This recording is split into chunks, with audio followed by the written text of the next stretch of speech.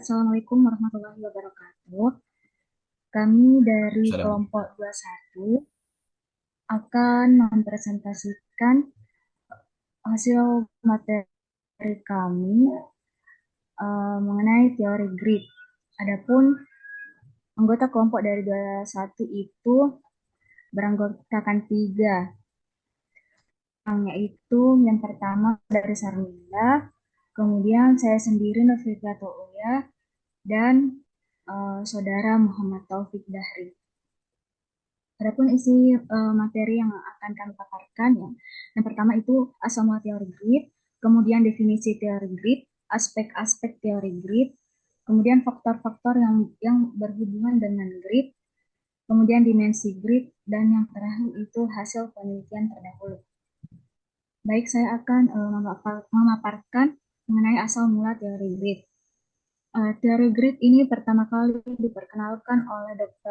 Beliau merupakan asisten profesor psikologi di Universitas of Pennsylvania yang mempelajari kompetensi non-kognitif, self-control, dan grid yang memprediksi kesuksesan baik secara akademis maupun secara profesional.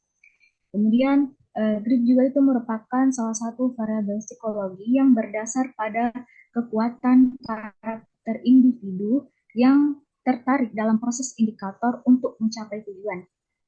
Nah, konsep umum grid ini dalam bidang psikologi berkaitan dengan ketekunan, tahan banting, ketahanan, ambisi bekerja keras, kebutuhan untuk berprestasi, dan kesadaran dari individu. Nah, dalam penelitiannya ini berfokus pada siswa di sekolah dan anggota militer. Nah, dalam pada siswa di sekolah, David ini melakukan studi di sekolah-sekolah mengamati siswa yang memiliki ketekunan tinggi cenderung meraih nilai yang lebih baik dalam jangka panjang, meskipun tidak selalu yang paling pintar. Kemudian, David juga itu melakukan penelitian di Akademi Militer Amerika Serikat. Duckworth dan rekan-rekannya itu menemukan bahwa calon kadet yang menunjukkan tingkat grit lebih tinggi memiliki kemungkinan lebih baik untuk menyelesaikan uh, program pelatihan yang ketat. Kemudian penelitian awalnya itu dipublikasi dalam artikel yang berjudul Grit, Perseverance, and Passion for Long-Term Goals pada tahun 2007. Kemudian dalam penelitian ini, Duckworth dan rekan-rekannya menemukan bahwa grit itu terdiri dari dua komponen utama, yaitu ketekunan atau biasa disebut dengan perseverance dan gairah atau passion untuk tujuan jangka panjang. Kemudian Duckworth dan rekan-rekannya juga menyimpulkan bahwa grit merupakan prediktor yang kuat untuk kesuksesan lebih dari sekedar IQ atau bakat alami. Kemudian pada tahun 2016, Duckworth menerbitkan buku yang berjudul tentang Grit, The Power of Passion and Perseverance. Dalam buku tersebut, Duckworth menjelaskan teori tentang grit secara lebih mendalam. Kemudian Duckworth menekankan bahwa grit bukan hanya kualitas yang diwariskan, namun juga dapat dikembangkan melalui praktik dan pengalaman. Kemudian, teori grit memiliki dampak yang signifikan dalam bidang pendidikan dan pengembangan diri. Banyak pendidik dan profesional mulai mengintegrasikan prinsip-prinsip grit dalam kurikulum dan program pelatihannya. Kemudian, Dartmouth juga menciptakan alat ukur yang bernama grit scale yang digunakan untuk mengevaluasi tingkat grit individu. Kemudian, definisi dari teori grit. Duckworth dalam Ratna 2022 mengungkapkan bahwa grit merupakan kecenderungan mempertahankan kegigihan dan keinginan untuk mencapai tujuan jangka panjang, di mana individu dapat bertahan dengan segala tantangan dan hambatan untuk mencapai tujuan. Grit juga didefinisikan sebagai semangat dan ketekunan tanpa henti, sehingga dapat mempertahankan tujuannya selama bertahun-tahun, meskipun mengalami kegagalan yang berulang kali.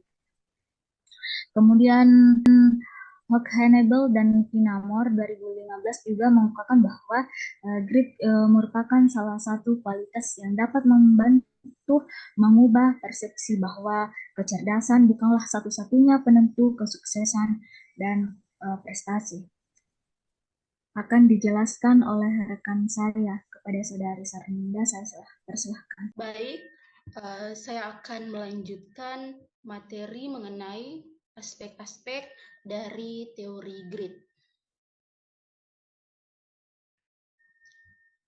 Aspek-aspek teori grit terdiri dari 3 menurut Majersey tahun 2007. Yang pertama, kegembiraan atau antusiasme secara tidak langsung berhubungan dengan tingkat motivasi yang lebih tinggi. Passion juga bisa memprediksi kegigihan seseorang itu sendiri, karena ketekunan berarti memiliki minat yang mendorong individu untuk berusaha lebih keras dalam bekerja. Yang kedua, sifat ketekunan mengacu pada keadaan tidak melupakan tujuan dalam menghadapi kesulitan dan mengacu pada ketekunan dan dorongan yang percaya diri. Kemudian yang ketiga, kemampuan melawan frustasi. Kemampuan melawan frustasi ini menjelaskan bagaimana orang yang memiliki ketekunan yang tinggi menghindari sikap pesimis ketika menghadapi rintangan dan juga tantangan dalam hidupnya. Masuk pada materi keempat, yaitu faktor-faktor yang berhubungan dengan teori grit. Faktor-faktor ini terdiri dari 6. Yang pertama itu tingkat pendidikan. Pada kelompok usia yang sama, masyarakat dengan tingkat pendidikan yang lebih tinggi memiliki tingkat grit yang lebih tinggi juga. Individu dengan tingkat pasca sarjana memiliki tingkat grit yang lebih tinggi dibandingkan dengan tingkat pendidikan lainnya. Bahkan, mereka yang memiliki tingkat sarjana atau diploma juga memiliki tingkat grit yang lebih tinggi dibandingkan dengan siswa SMA. Kemudian faktor yang kedua itu usia. Grit berhubungan dengan perbedaan kelompok usia.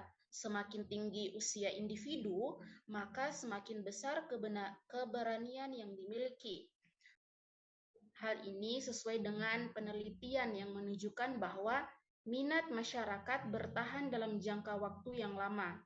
Dan dengan argumen bahwa kematangan psikologi seseorang konsisten dengan pengalaman hidup yang dimilikinya.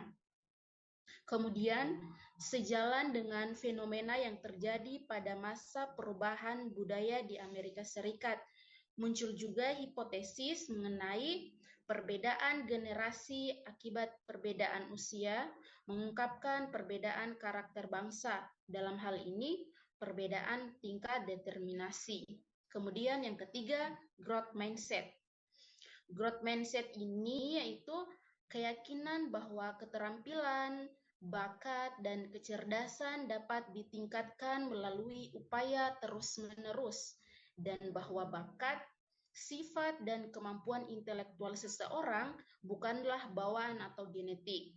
Hal ini mengarahkan orang-orang dengan pola pikir ini untuk terus belajar, berusaha memperbaiki diri, daripada berhenti dan terpaku pada kegagalan yang dialaminya. Kemudian, orang-orang dengan pola pikir growth mindset menghargai nilai perjuangan untuk mencapai pertumbuhan. Sebaliknya, orang yang berani adalah orang yang bersedia melakukan upaya maksimal untuk mencapai tujuannya. Mereka tidak hanya sangat tangguh terhadap kegagalan, mereka juga memiliki komitmen tinggi untuk mempertahankan dalam hal apapun. Hal ini menunjukkan bahwa sikap berorientasi pada hasil atau orientasi pada tujuan saja tidak cukup untuk mencapai kesuksesan. Kemudian, yang keempat, tipe kepribadian Big Five.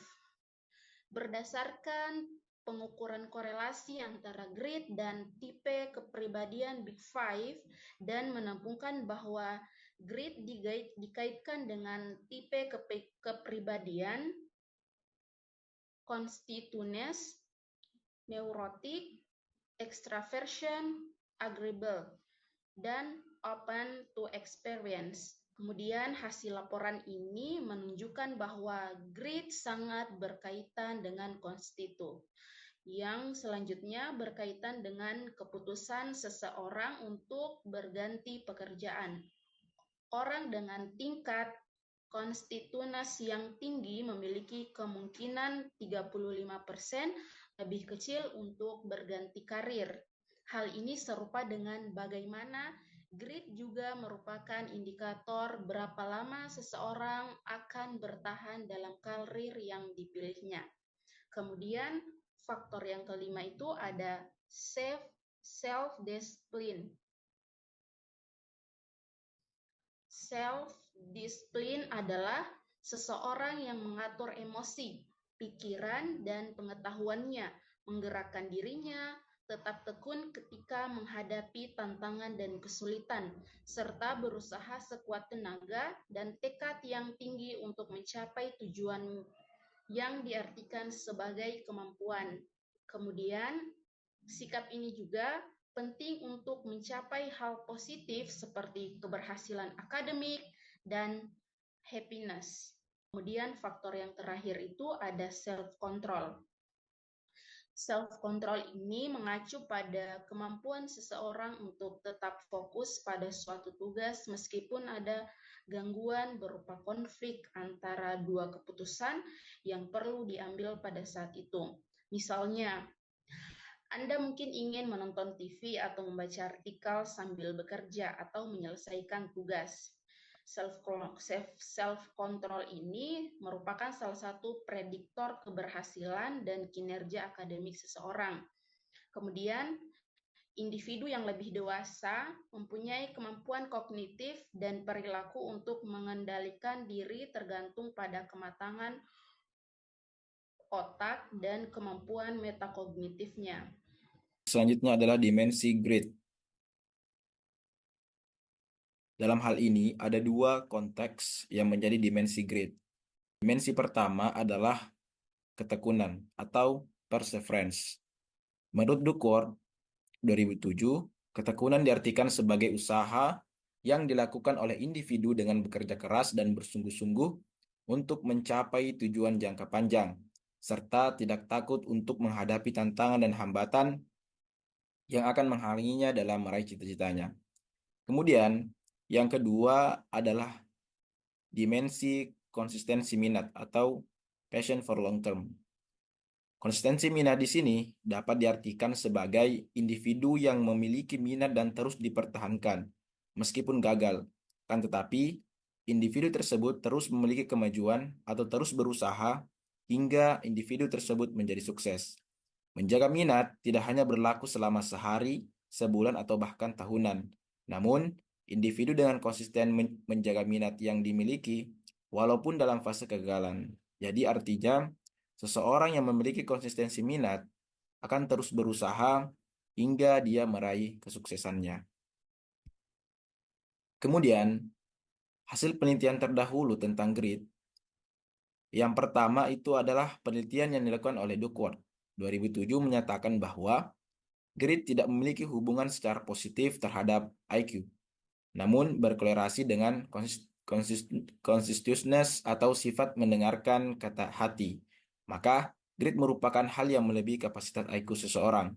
Hal tersebut dapat diartikan bahwa seseorang dapat meraih keberhasilan dengan usaha terus-menerus, serta fokus dan konsisten pada hal yang dilakukan. Kemudian yang kedua adalah hasil penelitian yang dilakukan oleh Matero tahun 2018 terhadap mahasiswa kedokteran. Hasil penelitian tersebut menunjukkan bahwa mahasiswa dengan tingkat grit yang lebih tinggi memiliki prestasi yang lebih baik dalam mata kuliah yang menantang dan lebih mungkin menyelesaikan studi dalam waktu 4 tahun. Sebaliknya, mahasiswa dengan tingkat grit yang lebih rendah 2 kali lebih mungkin putus kuliah kedokteran. Kemudian yang ketiga, penelitian yang ketiga adalah penelitian yang dilakukan oleh Datu 2019 terhadap siswa di Filipina. Penelitian Datu ini menyatakan bahwa grit tidak hanya terkait pencapaian akademik, tetapi berkontribusi juga pada kesehatan mental yang lebih baik dengan mengurangi gejala depresi melalui pemaknaan hidup. Kemudian penelitian yang keempat adalah hasil penelitian yang dilakukan oleh Tedeschi dan Young 2017 terhadap atlet olahraga Dalam penelitiannya, ia menyatakan bahwa atlet dengan grit yang tinggi menunjukkan performa yang lebih baik dan lebih tahan terhadap tekanan dalam konteks olahraga profesional. Ketekunan dan kemampuan untuk bangkit dari kegagalan serta sangat penting dalam kompetisi berintensitas tinggi. Kemudian, penelitian yang kelima adalah penelitian yang dilakukan oleh Waters dan Hussein 2015 tentang hubungan antara grit dan kinerja karyawan. Ia menyatakan bahwa grit berkorelasi positif dengan kinerja karyawan di sebuah perusahaan. Karyawan yang memiliki ketekunan dalam menghadapi tugas-tugas yang sulit dan tidak mudah menyerah menunjukkan produktivitas yang lebih baik dan kinerja yang lebih tinggi. Teori grit yang diperkenalkan oleh Dr. Angel Duckworth terdiri dari dua komponen utama, yaitu ketekunan dan passion untuk mencapai tujuan jangka panjang yang merupakan prediktor kuat yang dibandingkan dengan kecerdasan untuk mencapai kesuksesan. Seseorang yang memiliki grit tinggi cenderung lebih berhasil di berbagai bidang karena mereka mampu menghadapi kesulitan dan tidak mudah menyerah. Selain itu, grit juga bisa dikembangkan melalui berbagai pengalaman dan juga latihan. Itu yang mungkin dapat kami sampaikan.